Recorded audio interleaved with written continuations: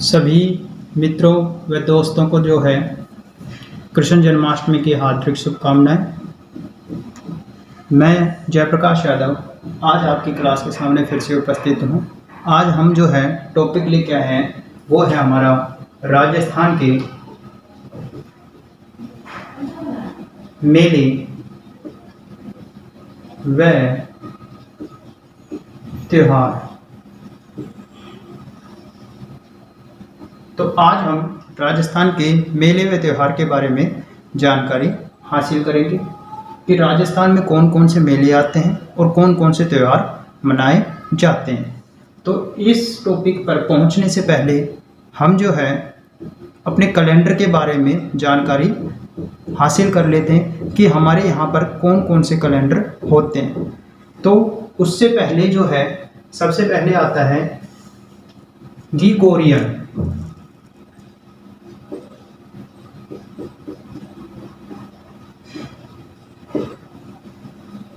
Number 1।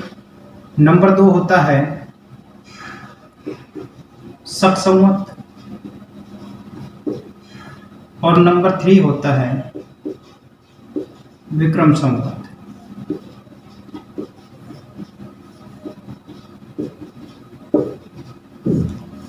तो ये तीन जो है आपके सामने हैं। तो इन तीन में सबसे पहले हम पढ़ेंगे ग्रिगोरियन के बारे में। तो ग्रिगोरियन जो है ये एक अंतर्राष्ट्रीय कैलेंडर है। यह एक अंतर्राष्ट्रीय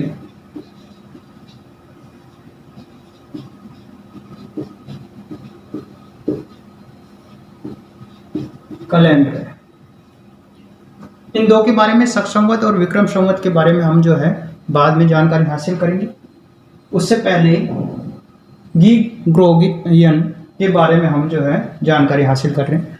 तो जो ग्रिगोरियन जो है वो एक क्या है, अंतर्राष्ट्रीय कैलेंडर है।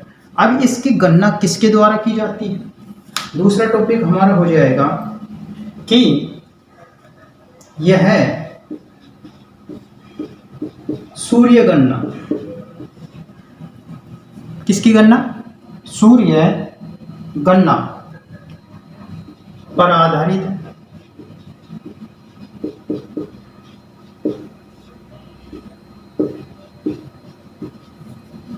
दो चीज होगी।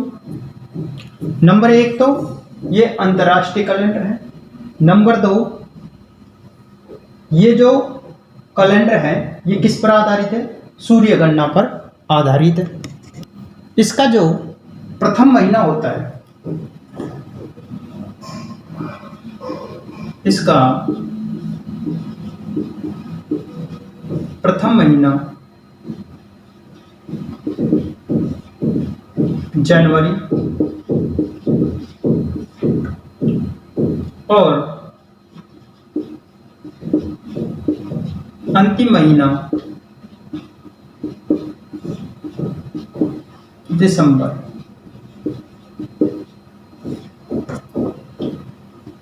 ये चार चीज आपके सामने प्रस्तुत है कि ये अंतर्राष्ट्रीय कैलेंडर है, सूर्य गणना पर आधारित होता है, प्रथम महीना इसका जनवरी होता है और अंतिम महीना इसका दिसंबर होता है। फिर इसके बाद जो है दिन कितने होते हैं? 365 दिन।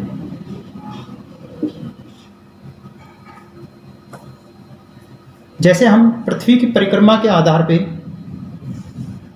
हमारा एक दिन बढ़ता है, एक दिन घटता है। तो लीप वर्ष आपने सुना होगा, तो उसके आधार पर ही है। तो इसमें भी कितने दिन होते हैं? 365 दिन। उसके बाद जब हम इसकी कोई भी पक्ष, कोई भी तारीख, कोई भी सन अगर दे रखा है, किसका? ग्रिगोरियन का, और उसे हम किस में चेंज करते हैं? शक संवत। किस में चेंज करते हैं? शक संवत में। तो हम क्या चीज करेंगे? ऐसा कौन सी ट्रिक है जिसके आधार पे हम इस अंतर्राष्ट्रीय कैलेंडर की कोई भी तिथि कोई भी सन को हम जो है शक संवत में कैसे चेंज कर सकते हैं। तो उसके लिए एक शॉर्ट ट्रिक है। हम क्या करेंगे कि जो शक संवत है, तो ये जो कैलेंडर है ग्रेगोरियन जो है शक संवत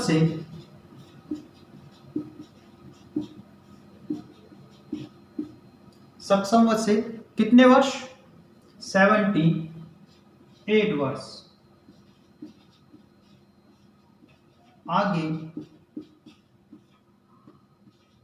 रहता है। कितने वर्ष रहता है, 78 वर्ष। ये इंपॉर्टेंट चीज है। अब कैसे होता है कि मान लो जो ग्रेगोरियन है इसमें चल रहा है 9040 और हमें जो है निकालना है कि शक संवत में हमें वो सन निकालनी है। तो हम क्या करेंगे, इसमें से 78 को माइनस कर देंगे। क्या कर देंगे, 78 को माइनस कर देंगे। तो 78 को हम माइनस करेंगे तो हमारा क्या हो जाएगा, 2690 यानी 9062। कौन सा, शक संवत। ठीक है। अब मान लो मैं ये कहता हूं शक संवत की जो है 9062 है और मुझे निकालना है किसमें, ग्रेगोरियन में।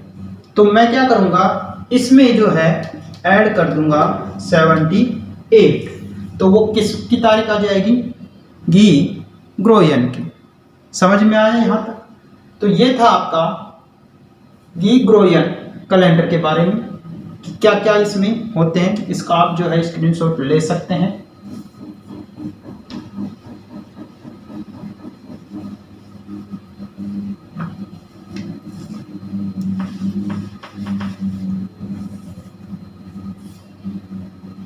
अब आता है हमारा शक संवत। शक संवत जो है, जैसे हमारा जो है ग्रेगोरियन जो था वो अंतरराष्ट्रीय कैलेंडर था, ऐसे ही ये जो है ये क्या है, हमारा राष्ट्रीय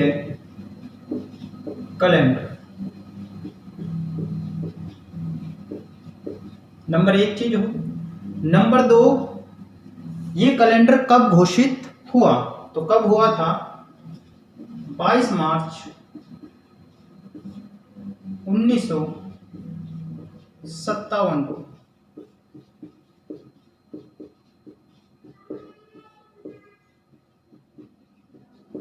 घोषित हुआ या 22 मार्च 1957 को घोषित किया गया या जारी किया गया।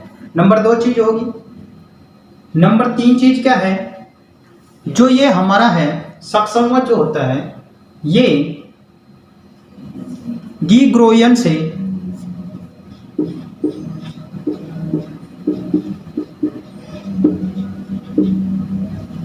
मैंने आपको ग्रेगोरियन में बताया था कि शक संवत कैसे निकालते हैं। तो कितना जो है उसमें माइनस कर देते हैं और अगर शक संवत है तो उसमें जो है कितना ऐड कर देते हैं। तो वो था हमारा 78। क्या था, 78। तो ये जो ग्रेगोरियन है ये शक संवत से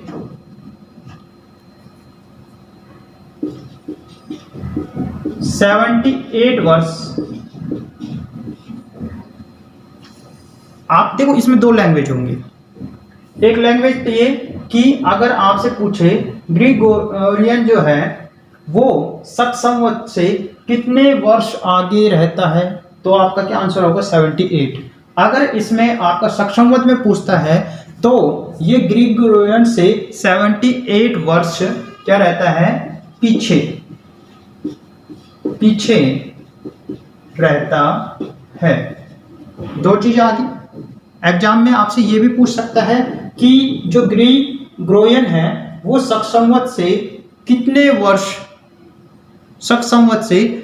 वर्ष क्या रहता है, पीछे रहता है। तो कितने वर्ष, 78 वर्ष। अगर आपसे पूछे कि ग्रीगोरियन जो है वो शक संवत से कितने वर्ष आगे रहता है? तो उसका क्या आंसर होगा? 78 वर्ष। अब ये 78 आया कहां से? तो इसकी जो शुरुआत की थी वो की थी कुषाण वंश के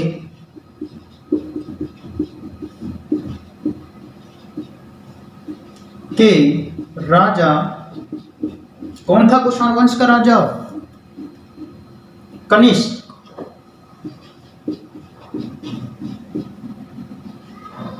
कुषाण वंश के राजा कनिष्क ने 78 ईस्वी में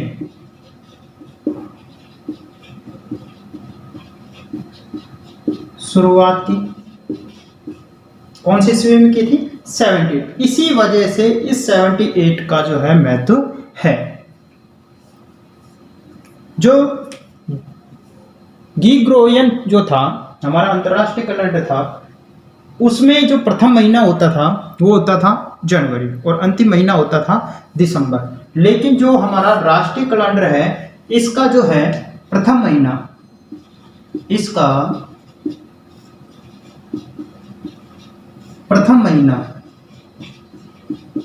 क्या होता है? चैत्र। और अंतिम महीना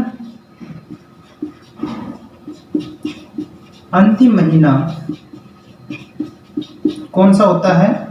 फाल्गुन। अंतरराष्ट्रीय कैलेंडर में कितने दिन थे? 365। राष्ट्रीय कैलेंडर में भी कितने दिन होंगे? दिन कितने होते हैं? 365। तो ये था आपका शक संवत।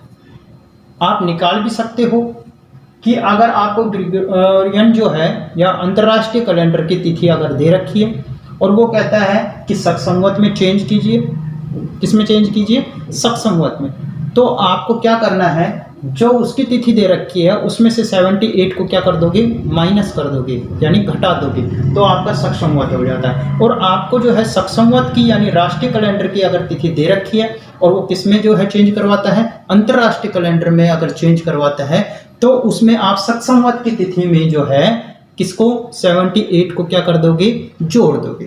देखो, एक में घटाना है और एक में जोड़ना है। समझ में आ गया? शक संवत में निकालना है तो घटाना है और अंतरराष्ट्रीय कैलेंडर में निकालना है तो क्या करना है? जोड़ना है। तो ये दो चीजें आप लोगों की समझ में आ गई होगी, आप इसका स्क्रीनशॉट ले सकते हैं। अब आता है हमारा विक्रम संवत। शक संवत कब घोषित हुआ था? आपका सन 1957 में। कितनी तारीख? 22 मार्च को। ऐसे ही इसको जो है विक्रम जो संवत है, देखो विक्रम संवत, विक्रम मतलब विक्रमादित्य, तो इसमें आप लिख सकते हो कि नंबर 1 चीज जो हमारा शक संवत था वो कौन सा कैलेंडर था? राष्ट्रीय कैलेंडर। और ये कौन सा कैलेंडर है? हिंदू कैलेंडर।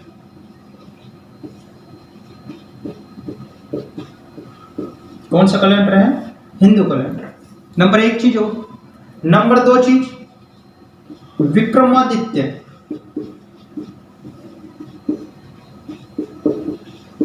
कहां का राजा था ये? उज्जैन। विक्रमादित्य ने शुरुआत की थी कब? जो राष्ट्रीय कैलेंडर है, देखो अभी आ जाएगा, राष्ट्रीय जो कैलेंडर है वो क्या था? 78 क्या? 78 क्या था? वर्ष। उसकी जो शुरुआत है वो किसने की थी? राजा कनिष्क ने। और कब की थी? 78 ईस्वी। उसमें हम लगाते हैं ईस्वी और इसमें लगाते हैं ईशा पूर्व, ईपू, जिसको हम शॉर्ट में लिख देते हैं ईपू। तो क्या लगाते हैं? ईशा पूर्व, और उसमें लगाते हैं ईस्वी, यानी ईसा मसीह के जन्म से पूर्व। तो इसमें हम जो है क्या आ जाएगा? 57। तो विक्रमादित्य ने, इसकी तो किसने की थी? कनिष्क ने। और इसकी जो है शुरुआत किसने की है? राजा विक्रमादित्य यानी उज्जैन के जो राजा ने शुरुआत की थी। कब की थी? 57 ईसा पूर्व। कब की थी? 57 ईसा पूर्व जो है इसकी क्या की थी? शुरुआत। दो चीजें होगी। तीसरी चीज जो है वो क्या होगी? हमारा जो अंतरराष्ट्रीय कैलेंडर है वो किसकी गणना करता है? सूर्य की। ये किसकी गणना करेगा? चंद्रमा की। चंद्रमा की गणना पर आधारित।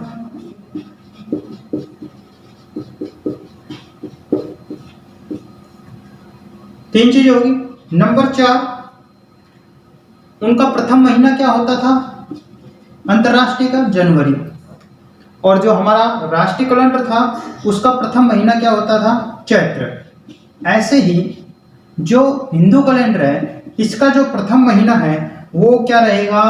चैत्र। और अंतिम महीना भी इसका जो है चैत्र ही होता है। बल्कि राष्ट्रीय कैलेंडर का जो है अंतिम महीना क्या होता है? फाल्गुन। आप लोगों को यहां तक समझ में आ रहा है कि हिंदू जो कैलेंडर है उसका प्रथम महीना भी चैत्री होगा और अंतिम भी क्या होगा? चैत्री होगा। इसमें जो है कितने दिन होते हैं?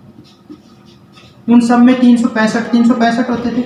इसमें अगर उसमें आपसे पूछता परीक्षा में कि हिंदू कैलेंडर का जो प्रथम महीना जो है कौन सा होता है, तो कौन सा होता है? चैत्र। और अंतिम महीना भी कौन सा होता है? चैत्र होता है। तो ये आपके जो है तीनों कैलेंडर के बारे में आपको अच्छे से जानकारी होगी क्योंकि इन कैलेंडरों की जब तक आपको जानकारी नहीं होती इतने आप जो है कोई भी तिथि को नहीं जान सकते थे या किसी तिथि को जो है आप चेंज नहीं कर सकते थे। तो इसमें जो है आपको एक मोस्ट इंपोर्टेंट चीज और बता देता हूं मैं। अगर आपको कोई भी अंतरराष्ट्रीय जो तिथि है या गी जो ग्रोयन है, कौन सा? गी ग्रोयन की कोई तिथि अगर दे रखी है तो उसमें अगर तिथि दे रखी है और वो कहता है कि हमें जो है विक्रम संवत की तिथि बताइए, तो इसमें जो है हम किसको ऐड कर देंगे? 57 को। और शक संवत में जो है क्या होता था कि जो ग्रीगोरियन है उसकी तिथि में से माइनस कर देते थे 78 को। ये चीज आप लोग दोनों चीज ध्यान रखना इंपॉर्टेंट है। अगर विक्रम संवत पूछता है, अंतरराष्ट्रीय कैलेंडर की तिथि दे रखी है और विक्रम संवत पूछता है तो आपको उस तिथि में 57 को ऐड करना है। अगर शक संवत पूछता है तो उस तिथि में से आपको 78 को क्या करना है? माइनस करना है। ये दोनों चीज आप लोगों के लिए इंपॉर्टेंट है। यहां तक आपका कंप्लीट हो गया होगा। इसके बाद आता है हमारा हिजरी संवत।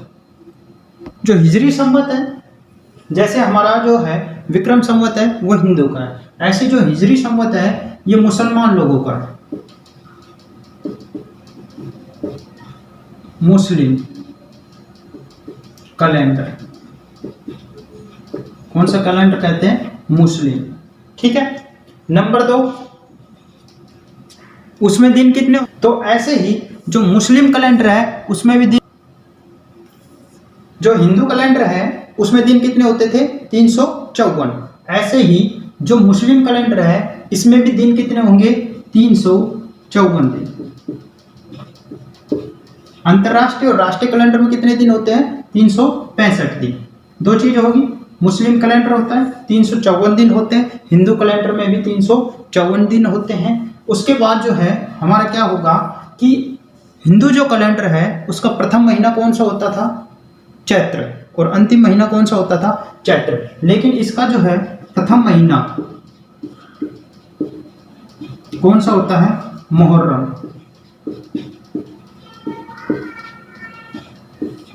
और अंतिम महीना कौन सा होता है? अंतिम महीना जिलहिज। कौन सा होता है? जिल-हिज। ये जो है इसके अंतिम महीना होता है। हिंदू जो कैलेंडर है वो किसकी गणना पे आधारित होता है? चंद्र गणना के आधार पर। ऐसे ही जो हिजरी जो संवत है ये भी जो है चंद्र गणना पर आधारित होता है। यहां तक आपका होगा। एक नोट लिख लीजिए इसमें, जो मैंने आपको बताया था ग्रीगोरियन का, कि अगर आपको जो है विक्रम संवत निकालना है, कौन सा संवत निकालना है? विक्रम संवत, और आपको जो है ग्रीगोरियन की जो है तिथि दे रखी है, तो आपको क्या करना है? ग्रीगोरियन में कितने को ऐड करना है? 57 को ऐड कर देना, तो आपका क्या आ जाएगा? विक्रम संवत।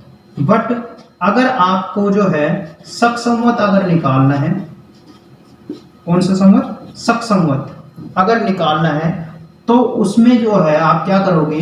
ग्रीगोरियन में माइनस क्या कर दोगे? 78। ये नोट है, आप इसको लिख लेना अच्छे से। आप इसका स्क्रीनशॉट भी ले सकते हैं। ये तो थे आपके कैलेंडर। अब जो हमारे आते हैं हिंदुओं के त्यौहार, यानी राजस्थान के त्यौहार। तो जो राजस्थान के जो त्यौहार हैं, हिंदू के जो त्यौहार हैं, आप एक लाइन लिख लीजिए इसमें, हिंदुओं के त्यौहार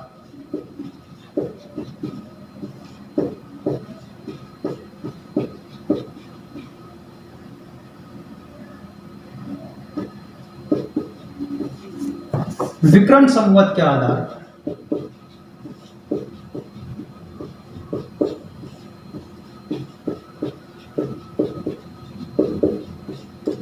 पर बनाए जाते हैं।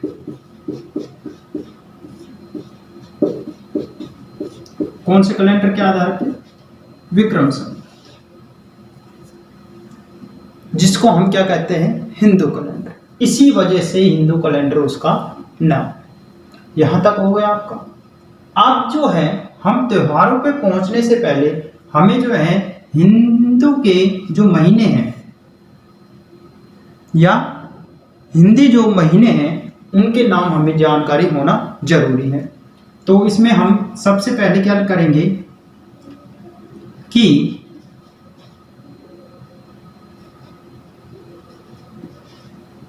हिंदी के माह या महीना निम्न है, या फिर इसमें लिख लेना क्रमशः है।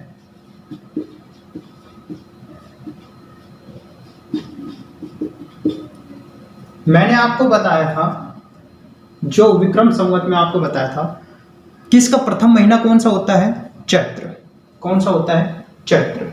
और अंतिम महीना जो है वो कौन सा होता है इसका? चैत्र। ठीक है, तो इसमें जो है सबसे पहले आ जाएगा चैत्र, नंबर 2 पे बैसाख, नंबर 3 पे ज्येष्ठ, नंबर 4 पे आषाढ़, नंबर 5 पे श्रावण, नंबर 6 पे भाद्रपद, भाद्रपद हो। उसके बाद क्या आता है? आश्विन, नंबर 7,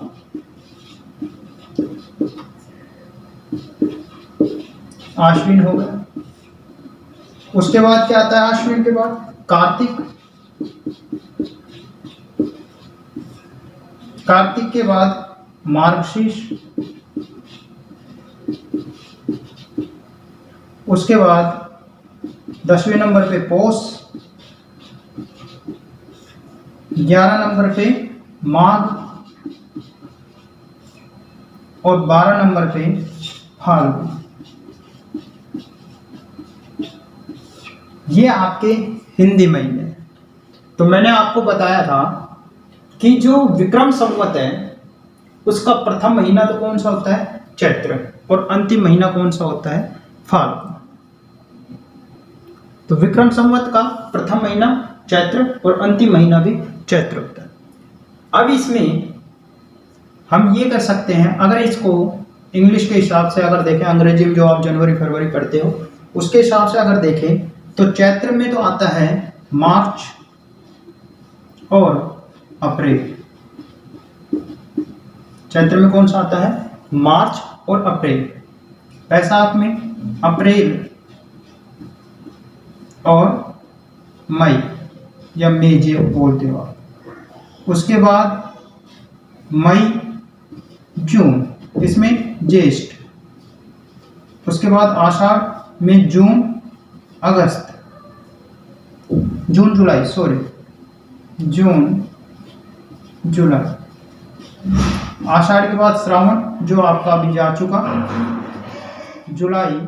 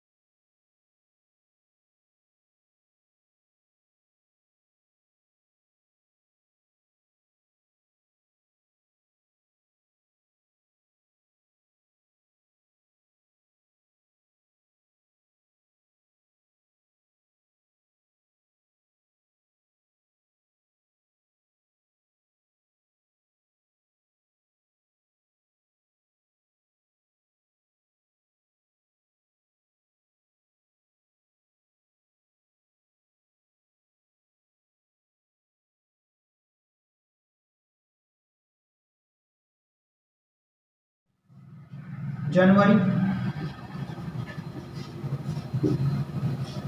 फिर माघ, जनवरी से फरवरी, और फिर लास्ट होता है फाल्गुन। फरवरी से मार्च। समझ में आया इसका?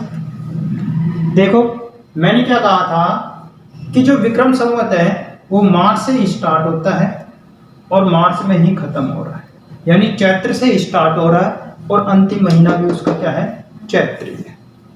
अब ये कैसे है? आप ये सोचोगे सर फाल्गुन में तो फरवरी और मार्च भी, तो ये आधारित है हमारी पक्ष के आधार पर। दो पक्ष होते हैं, इसके आधार पे पक्ष के आधार, दो पक्ष होते हैं। एक तो होता है शुक्ल पक्ष, एक होता है कृष्ण पक्ष। एक में आती है पूर्णिमा, एक में आती है अमावस्या। समझ गए? तो उनके आधार पर ये जो है दिन डिवाइड रहते हैं। तो वो कैसे रहते हैं आप पहले इसका स्क्रीनशॉट ले लीजिए, उसके बाद हम जो है पक्ष के बारे में जो है विस्तार से पढ़ेंगे। देखो हम जो अभी दो पक्ष के बारे में पढ़ रहे थे, एक चीज ध्यान रखनी कि जो प्रत्येक जो माह होता है या महीना होता है में दो पक्ष होते हैं। कितने पक्ष होते हैं? दो पक्ष। एक पक्ष होता है कृष्ण पक्ष,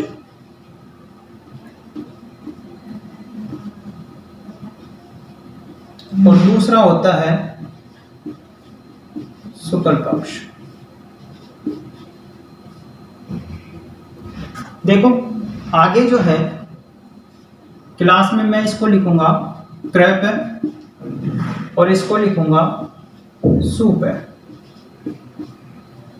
कभी मैं आपको लिख दूं कि सूप है, आप लोग ध्यान नहीं रहे, तो ये ध्यान रखना। कृष्ण पक्ष को तो क्या लिखूंगा? क्रैप है, और शुक्ल पक्ष को क्या लिखूंगा? सूप है। अब जो 15 दिन तो इसका होता है, 14 दिन हो गए। जैसे ही इसका कौन सा दिन, 15वां,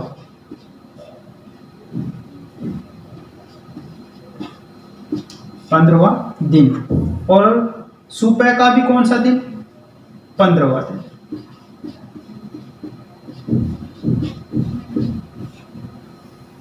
पंद्रवा दिन। अब महीने की जो शुरुआत होती है वो कृष्ण पक्ष से शुरू होती है, और कृष्ण पक्ष की एकम से। किससे शुरुआत होती है, कृष्ण पक्ष की एकम से। जैसे प्रथम द्वितीय तृतीय लिखते हो, ऐसे ही एकम द्वितीय, इस तरीके से जो है आपकी ये चीजें चलती है। जैसे आपकी 14 होती है, 13 होती है, यानी 13वां दिन 13, 12वां दिन 12, ठीक है। तो उस तरीके से जो महीने की जो शुरुआत है वो कहां से होती है, कृष्ण पक्ष की एकम से। कृष्ण पक्ष की एकम से मैं लिखवा दूंगा आपको बाद में, आप लोग समझ लो पहले। तो कृष्ण पक्ष का जो 15वां दिन होता है वो कौन सा होता है, शुक्ल पक्ष का 15वां दिन कौन सा होता है, जल्दी से कमेंट पे आंसर दीजिए। चलो, तो जो कृष्ण पक्ष का जो 15वां दिन होता है उसे हम बोलते हैं अमावस्या, और शुक्ल पक्ष का जो 15वां दिन होता है उसे बोलते हैं हम पूर्णिमा। इस तरीके से आपके जो है महीने में 2 पक्ष आते हैं। अब इसको दूसरा नाम जो होता है वो होता है इसका बधी पक्ष। क्या होता है, बधी पक्ष। और इसका नाम होता है शुद्धि पक्ष। एक का होता है बधी पक्ष, दूसरे का होता है शुद्धि पक्ष। ये कैसे बनते हैं, ये बनते हैं चंद्रमा की जो कलाएं होती है। जो चंद्रमा होता है, ये आपका जैसे चंद्रमा है, मान लो ये पूर्णिमा है, लिख देता हूं मैं, पूर्णिमा है। तो पूर्णिमा के दिन जो है चंद्रमा पूरा क्या होता है, गोल होता है, पूरा गोल होता है। तो चंद्रमा धीरे धीरे क्या होता है, घटता है। जैसे ही पूर्णिमा, पूर्णिमा के बाद जो है कौन सा पक्ष शुरू हो जाएगा, कौन सा पक्ष शुरू हो जाएगा, शुक्ल हो गया खत्म, तो कौन सा पक्ष शुरू हो जाएगा, कृष्ण पक्ष, 16वें, यानी 1। तो ऐसे ही जो पूर्णिमा से जो चंद्रमा धीरे धीरे क्या होता है, घटता है। फिर लास्ट में क्या हो जाती है, अपने पास अमावस्या आ जाती है। और जैसे ही अमावस्या हुई, कृष्ण पक्ष क्या हो गया, खत्म हो गया। फिर स्टार्ट कौन सा होता है, पूर्णिमा स्टार्ट हो जाती है। फिर उसके बाद आगे चलता है, फिर जो है कौन सा, जो है अमावस्या के बाद कृष्ण पक्ष शुरू हो, और जैसे ही पूर्णिमा आई कृष्ण पक्ष खत्म, फिर शुक्ल पक्ष शुरू, और जैसे ही अमावस्या आई फिर जो है कृष्ण पक्ष खत्म। तो इस तरीके से ये चंद्रमा अपनी जो है आकृतियों को धीरे धीरे क्या करता है, अपनी कलाओं को परिवर्तित करता है। ये 16 प्रकार से जो है अपनी कलाओं को परिवर्तित करता है। कितने प्रकार से, 16 प्रकार से, जिसमें हम पढ़ेंगे रूप 14 के बारे में।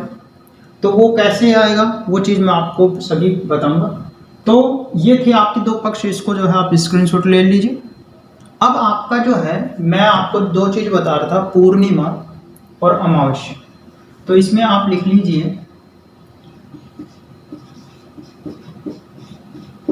पूर्णिमा,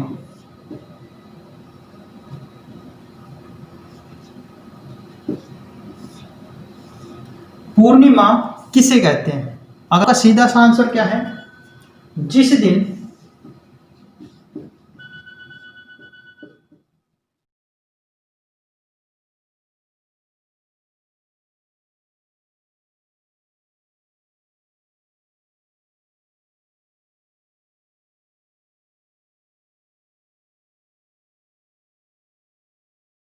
क्या होता है, जिस दिन चंद्रमा पूरा दिखाई देता है।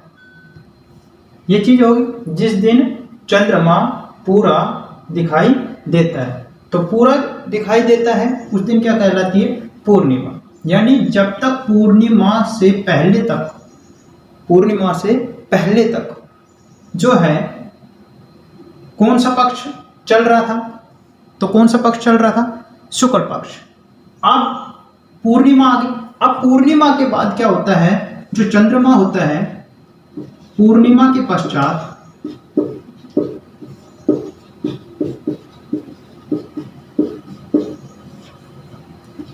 चंद्रमा की कलाएं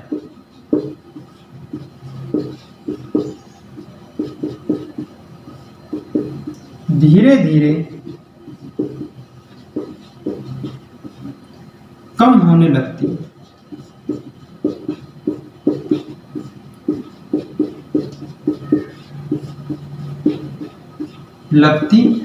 अर्थात हम क्या कह सकते हैं? कौन से पक्ष की शुरुआत हो गई? अर्थात कृष्ण पक्ष आरंभ होता है। और कृष्ण पक्ष का भी कौन सा दिन? एकम। कृष्ण पक्ष का भी एकम। तो देखो मैं आपको डायग्राम के द्वारा समझा देता हूं। जैसे आपका यहां पर जो है ये पूर्णिमा है, नीचे लिख देता हूं पूर्णिमा, ठीक है। और ये महीना है श्रावण। कौन सा महीना है? श्रावण। श्रावण महीना है और पूर्णिमा चल रही है। अब जैसे ही पूर्णिमा आ गई, जिस दिन चंद्रमा क्या हो गया? पूरा दिखाई देगा। उसके पश्चात चंद्रमा की कला क्या होती है? धीरे धीरे घटती है। अर्थात कृष्ण पक्ष प्रारंभ हो गया। कौन सा पक्ष प्रारंभ हो गया? कृष्ण पक्ष। कृष्ण पक्ष प्रारंभ हो गया। और कृष्ण पक्ष प्रारंभ हो गया तो मैंने आपको कहा था मैं इसको क्रय और पैसे डिनोटेड कर दूंगा, ठीक है। तो आप इसको क्रय पे लिख लीजिए। कृष्ण पक्ष का प्रारंभ, यानी कृष्ण पक्ष का कौन सा? एकम। तो ये कृष्ण पक्ष कब तक रहेगा? 14 दिन तक। 14 दिन तक रहेगा, यानी 14। जैसे ही कृष्ण पक्ष का 15 दिन आएगा, उस दिन क्या हो जाएगी? अमावस्या। ये क्या है? अमावस्या। यहां तक आपकी समझ में आ गया। अब जैसे ही अमावस्या हुई, तो अब चांद क्या होगा? धीरे धीरे बढ़ना शुरू करेगा। पहले तो क्या कर रहा था? कम होना। क्या कर रहा था? कम होना। अब चंद्रमा धीरे धीरे क्या होगा? बढ़ना शुरू करेगा। और जैसे ही चंद्रमा बढ़ना शुरू करेगा तो कौन सा पक्ष जो है स्टार्ट हो जाएगा? शुक्ल पक्ष, सुपय, यानी सुपय का एकम स्टार्ट हो जाएगी। ये भी 14 दिन रहेगा। फिर उसके बाद क्या आ जाएगी हमारे पास? पूर्णिमा। फिर से पूर्णिमा। अब पूर्णिमा आने के बाद फिर से कौन सा पक्ष शुरू हो जाएगा? कृपय, यानी कृष्ण पक्ष। और कृष्ण पक्ष के बाद जो है फिर से अमावस्या।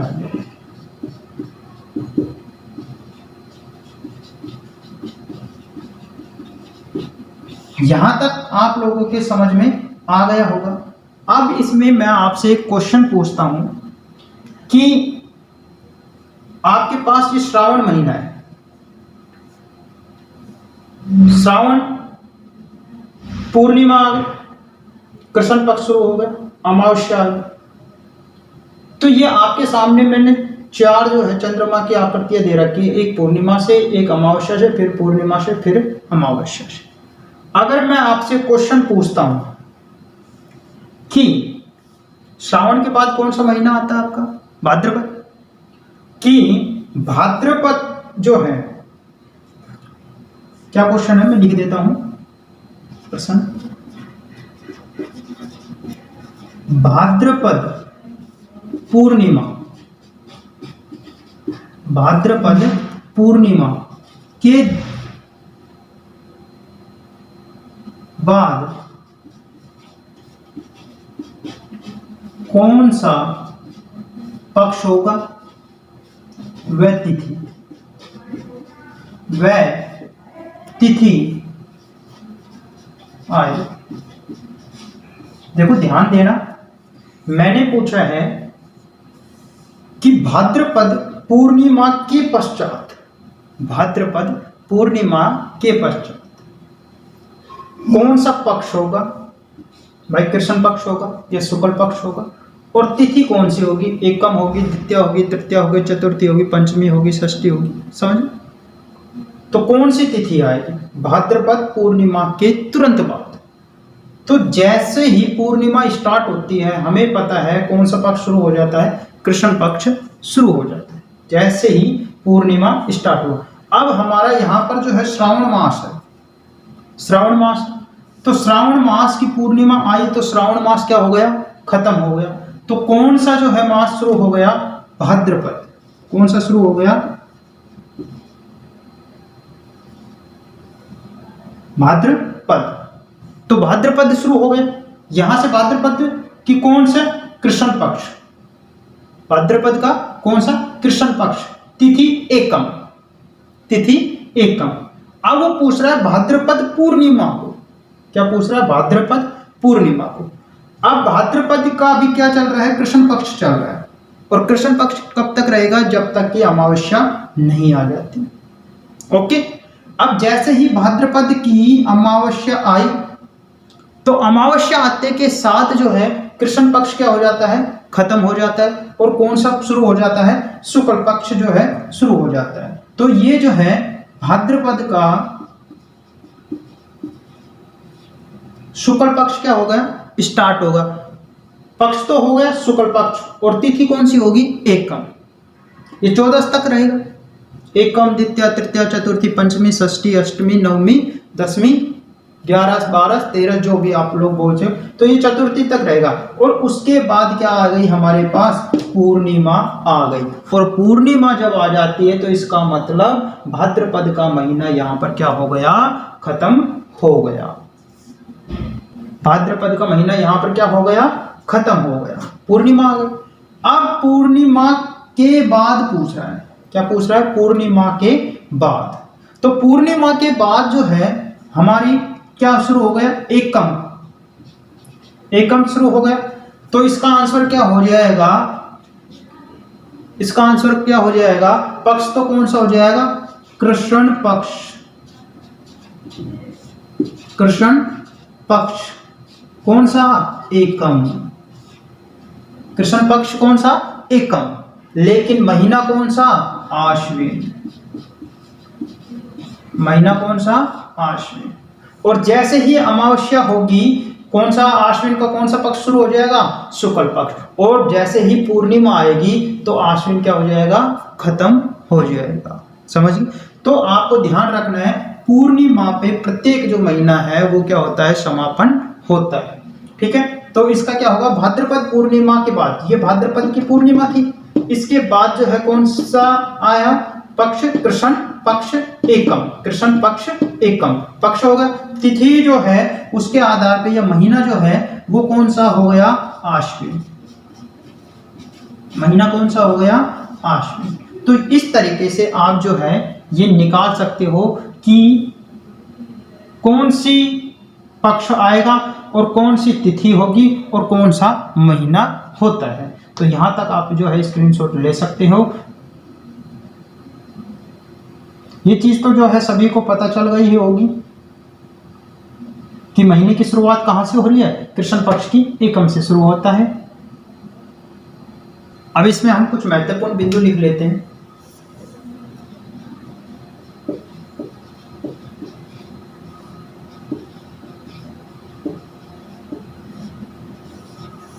नंबर 1 क्या बताया था मैंने? जो महीने की शुरुआत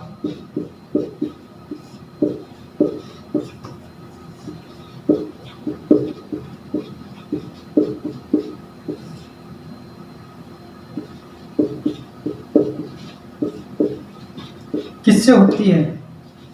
कृष्ण पक्ष की एकम से। महीने की शुरुआत किससे होती है? कृष्ण पक्ष की एकम से। नंबर 2, कृष्ण पक्ष कौन सी तिथि होती है?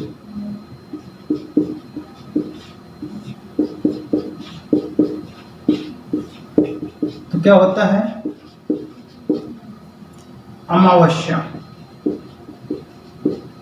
क्या होता है? अमावस्या।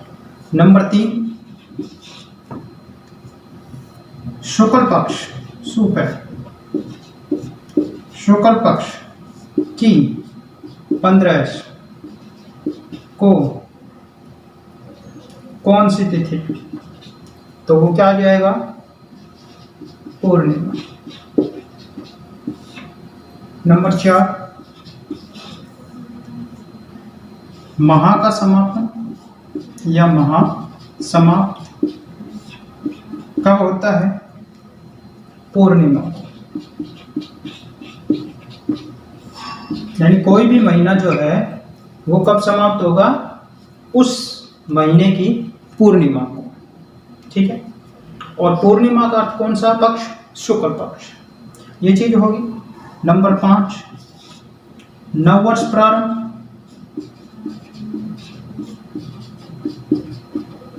नववर्ष प्रारंभ।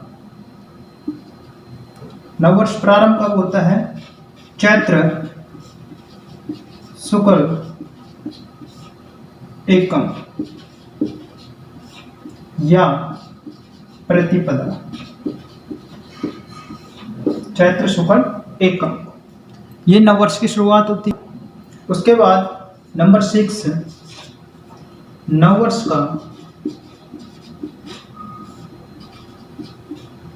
नववर्ष का अंतिम दिन। लिखवा तो नहीं थी?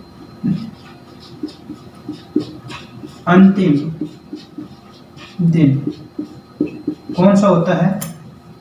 चैत्र अमावस्या। कृष्ण पक्ष की 15 को कौन सी तिथि होती है? अमावस्या। तो नववर्ष का अंतिम दिन भी कौन सा होता है? चैत्र अमावस्या। नंबर 7, नववर्ष का प्रथम माह कौन सा होता है? चैत्र। और नंबर 8, नववर्ष का अंतिम माह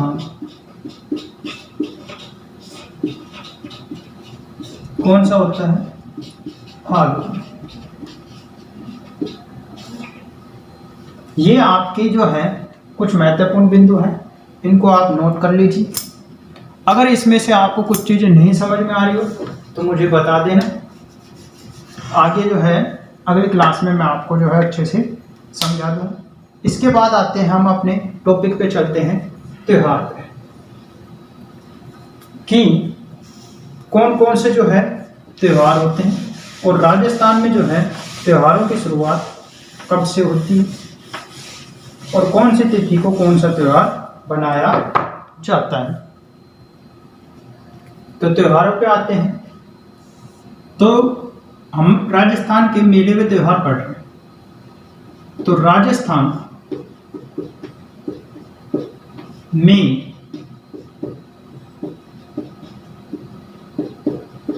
त्योहारों की शुरुआत, अगर आपसे कोई पूछता है कि राजस्थान में जो त्योहार जो है कब से शुरू होते हैं, तो वो होते हैं वैसे तो श्रावण मास में।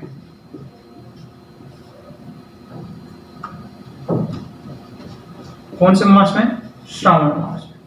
अगर आपसे पूछ ले कि श्रावण मास का कौन सा पक्ष, तो वो पक्ष होता है शुक्ल पक्ष की कौन सी? तृतीया। यानी राजस्थान में त्योहार की शुरुआत कब से होती है? श्रावण मास की शुक्ल पक्ष की कौन सी तिथि को? तृतीया को। वैसे अगर ऑप्शन में आ जाता है कि कौन सा मास, तो श्रावण मास आ जाएगा। अगर वो तिथि भी पूछ लेता है तो शुक्ल पक्ष की कौन सी? तृतीया जो है राजस्थान में जो है त्योहारों की शुरुआत होती है। नंबर 1 चीज होगी। नंबर 2 चीज जो है, जो हमारा जो श्रावण मास जैसे ही प्रारंभ हुआ उस दिन जो है सबसे पहला एक त्योहार आता है जिसको हम बोलते हैं छोटी तीज। क्या बोलते हैं? छोटी तीज। आपसे पूछे छोटी तीज कब बनाई जाती है, तो कब बनाई जाती है? श्रावण शुक्ल तृतीया, श्रावण मास की शुक्ल तृतीया। ठीक है, तो इसके बारे में हम पढ़ेंगे। तो इसका जो है नंबर 1 हो जाएगा, छोटी तीज कब आती है? तो लिख सकते हो आप, छोटी तीज श्रावण शुक्ल तृतीया को बनाई जाती है। नंबर 1 चीज होगा छोटी तीज के बारे में। नंबर 2,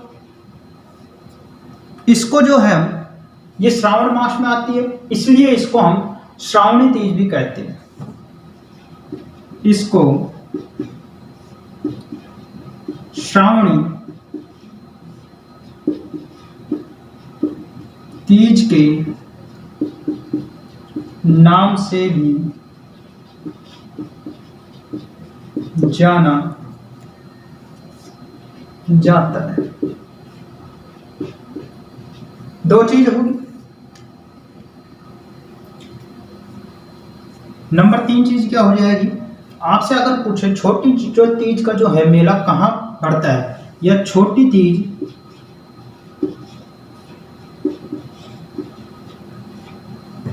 कहाँ की प्रसिद्ध है,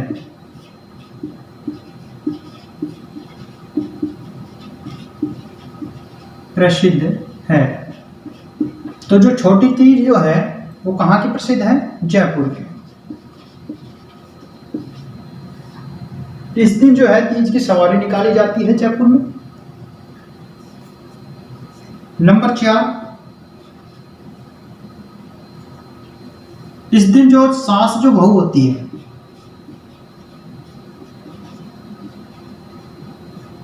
किसके कारण? ग्रह कलेश के कारण।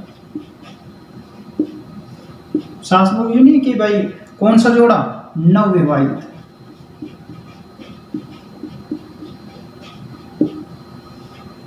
सास बहू नवविवाहित ग्रह क्लेश के कारण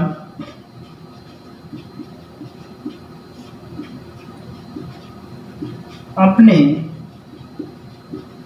मायके पहली तीज बनाती है।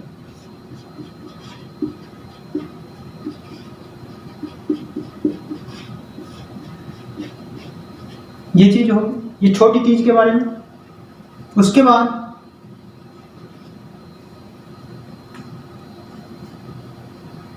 जो मोस्ट इंपोर्टेंट चीज है, तीज से पहले जो है एक चीज बनाई जाती है जिसको हम बोलते हैं सिंजारा।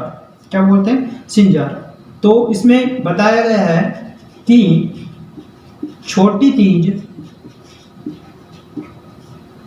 से एक दिन पूर्व, कितने दिन? एक दिन पहले या पूर्व, एक दिन पहले व्रत करने वाली महिलाएं, व्रत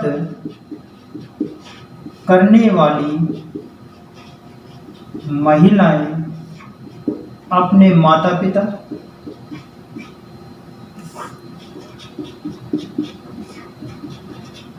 सास ससुर,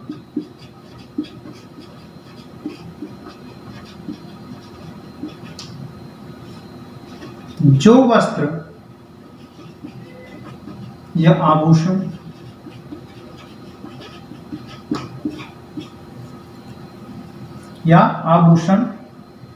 ले जाते हैं,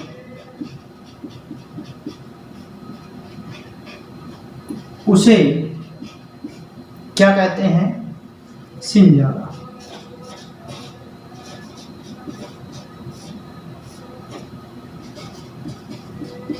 अगर आपसे पूछ ले कि सिंजारा किसे कहा जाता है, तो सिंजारा जो है छोटी तीज से एक दिन पहले जो व्रत करने वाली महिलाएं हैं उनके सास ससुर या माता पिता वस्त्र हो या आभूषण वो अगर ले जाते हैं तो उन्हें क्या कहा जाता है, सिंजारा कहा जाता है।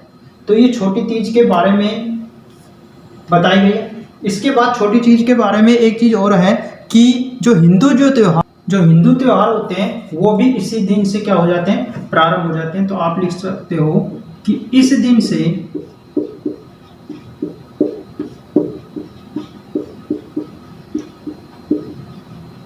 हिंदू त्योहार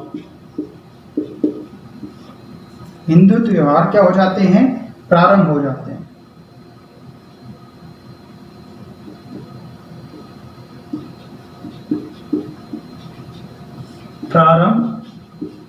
जाते हैं। इसलिए कहा गया है कि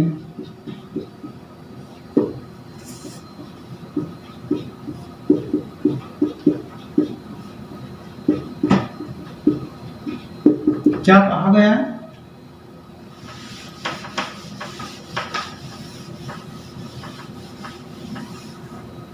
तीज त्योहार बावड़ी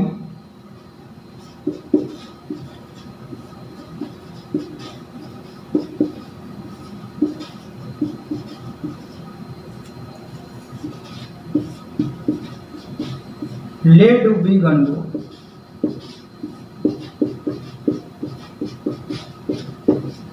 ले डूबी गणगौर, ये चीज कहा गई है।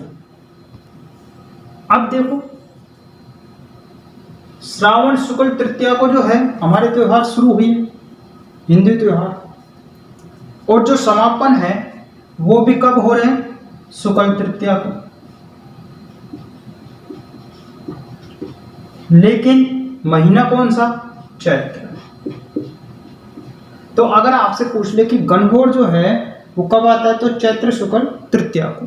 तो इसलिए कहा गया है कि तीज त्योहारी बावड़ी, जैसे ही तीज का त्योहार आया हिंदू त्योहारों का क्या हो गया, आरंभ हो गया, यानी खुशियां आ गई। ले डूबी गणगौर, और जैसे ही गणगौर का जो है त्योहार आता है उसी के साथ साथ जो है हिंदू त्योहार क्या हो जाते हैं, समाप्त हो जाते हैं। यानी गणगौर बनाते के साथ हिंदू त्योहारों का जो है समापन हो जाता है। ठीक है, यहाँ तक आपका जो है क्लियर होगा।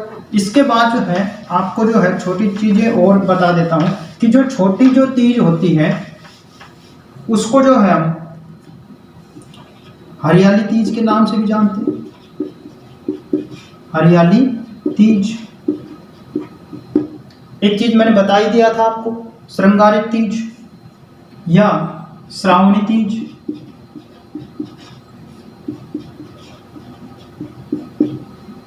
और सिंजारा,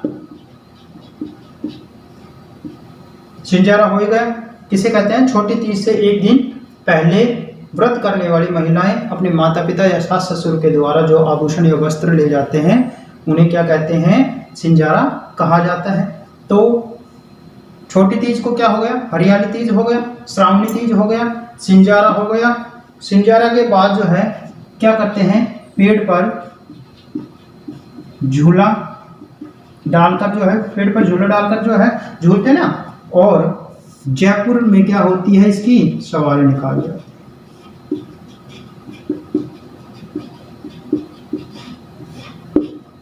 ये आपका जो है छोटी तीज के बारे में था। इसकी नेक्स्ट क्लासेज जो है हम कर लेंगे। आज तक के लिए इतना ही, आप जो है अच्छे से प्रिपरेशन कर लेना।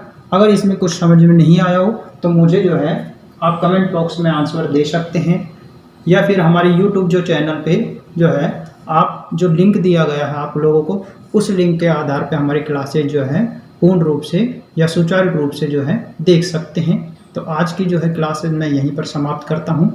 धन्यवाद।